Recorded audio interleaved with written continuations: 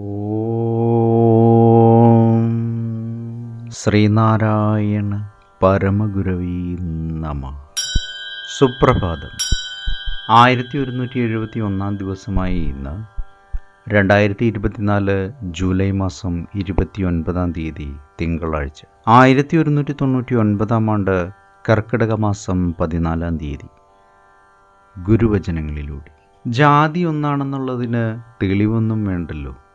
ഒരു പട്ടി വേറൊരു പട്ടിയെ കണ്ടാൽ അതിൻ്റെ സ്വന്തം ജാതിയാണെന്ന് മനസ്സിലാക്കുന്നു. എല്ലാ മൃഗങ്ങൾക്കും ഈ വകതിരിവുണ്ട്, അതനുസരിച്ച് ജീവിക്കുന്നുമുണ്ട്. മനുഷ്യർക്ക് മാത്രം സംശയം, സ്വന്തം ജാതി തിരിച്ചറിയുവാനുള്ള ശക്തിയില്ല. മൃഗങ്ങളെക്കാളും മോശമാണ്. ശ്രീനാരായണ ഗുരുദേവൻ. ശ്രീ മങ്ങാട് ബാലചന്ദ്രൻ തയ്യാറാക്കിയ ശ്രീനാരായണ ഗുരുവിൻ്റെ 366 മഹത്തായ ചിന്തകൾ എന്ന പുസ്തകത്തിൽ നമ്മെ തളർത്തുവാനല്ല ഉയർത്തുവാനാണ് എല്ലാവരും എന്ന് വിവരിക്കുന്ന ഭാഗമാണ് ഇന്ന് അവതരിപ്പിക്കുന്നത്. ജാതി ഒന്നാണെന്നുള്ളതിന് തെളിവൊന്നും വേണ്ടല്ലോ.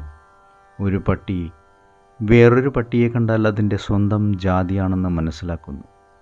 എല്ലാ മൃഗങ്ങൾക്കും ഈ വകതിരിവുണ്ട്, അതനുസരിച്ച് ജീവിക്കുന്നുമുണ്ട്. മനുഷ്യർക്ക് മാത്രം സംശയം, സ്വന്തം ജാതി തിരിച്ചറിയുവാനുള്ള ശക്തിയില്ല. മൃഗങ്ങളെക്കാളും മോശമാണ്. കോയമ്പത്തൂരിലുള്ള ഒരു ഉദ്യാനത്തിൽ വിശ്രമിക്കവേ മദ്രാശി നിയമനിർമ്മാണ സഭയിൽ അംഗമായ ഒരാളോട് നടത്തിയ സംവാദത്തിൽ നിന്നുള്ളതാണ് ഈ ഗുരുവചനങ്ങൾ. വിശ്വാസത്തിന് മറയുണ്ടാവുമ്പോഴാണ് തെളിവിൻ്റെ ആവശ്യമുണ്ടാകുന്നത്. ഒരു വസ്തു ഇന്നതാണെന്നറിഞ്ഞാൽ പിന്നെ ആ വസ്തു ഇന്നതാണെന്ന് അറിയിക്കുന്നതിന് തെളിവെന്തിന്? ഈ ലോകത്തിൻ്റെ ഏതറ്റത്ത് പോയാലും തേങ്ങയും മാങ്ങയും നെല്ലും ഗോതമ്പുമൊന്നും തിരിച്ചറിയുവാൻ അത് കണ്ടിട്ടുള്ളവർക്ക് മറ്റൊരു തെളിവിൻ്റെ ആവശ്യമില്ലല്ലോ. അതുപോലെ ആന ആനയെയും പട്ടി പട്ടിയെയും പൂച്ച പൂച്ചയെയും തിരിച്ചറിയുന്നു. ഒരു പട്ടിക്ക് വേറൊരു പട്ടിയെ കണ്ടാൽ അത് സ്വന്തം വർഗമാണെന്നറിയുന്നതിന് ഒരു നിമിഷത്തിനപ്പുറമുള്ള കാലദൈർഘ്യമേ വേണ്ടി വരുന്നില്ല. അതിൻ്റെ ഗന്ധമോ നോട്ടമോ ശബ്ദമോ കൂടാതെ തന്നെ സ്വന്തം ഇനമാണെന്നറിയുന്നു. ഇങ്ങനെ തിരിച്ചറിയുവാനുള്ള ഒരു വാസനയുമായിട്ടാണ് ഈശ്വരൻ ജന്തുവർഗങ്ങളൊക്കെയും സൃഷ്ടിച്ചിട്ടുള്ളത്.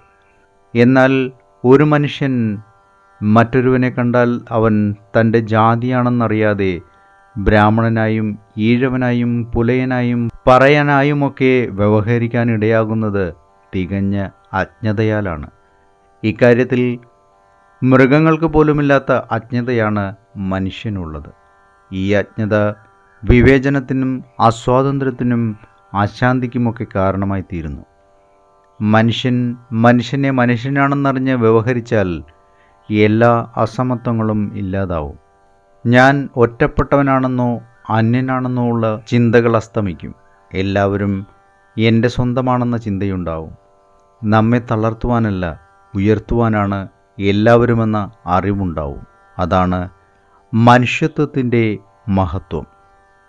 ഏവർക്കും നന്മ നിറഞ്ഞ ഒരു സുദിനം ആശംസിച്ചുകൊണ്ട് നിർത്തുന്നു. നന്ദി, നമസ്കാരം. ഗുരുധർമ്മം ജയിക്കട്ടെ. ശബ്ദം നൽകിയത് സുജീഷ് മഹേശ്വരി.